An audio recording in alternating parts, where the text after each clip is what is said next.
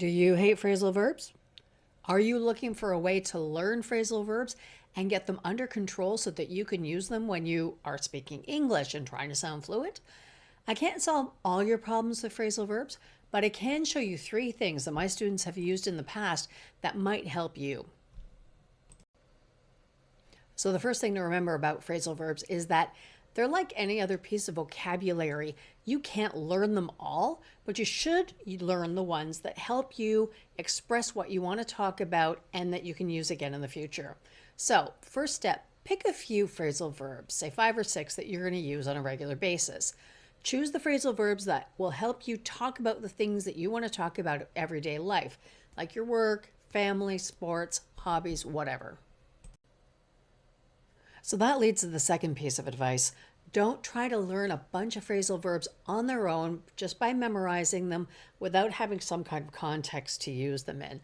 Like maybe some people are capable of memorizing entire lists of phrasal verbs on their own, but most of us normal mere humans need some kind of context to remember them in so that we can use them again in the future.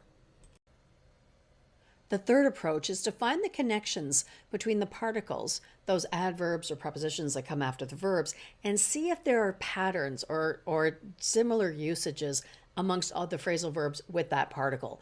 It's not a perfect system, but you can often see patterns in the way that the particle changes the original meaning of the verb. So for example, out often has the idea or gives the idea of completing something or eliminating something. So checking out of a hotel, backing out of an event, cutting something out of your diet.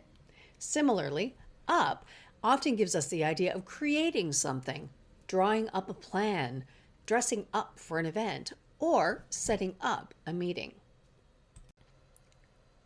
But seriously, if you only remember one piece of advice from the video, remember this. Don't try to learn all the phrasal verbs out there. That's like trying to memorize every word that exists in the English language, and even native English speakers can't do it. So don't feel like you have to do that too. Life, frankly, is too short to try to remember all the phrasal verbs. And as always, if you have any questions, any doubts, or any ideas, don't hesitate to get in touch.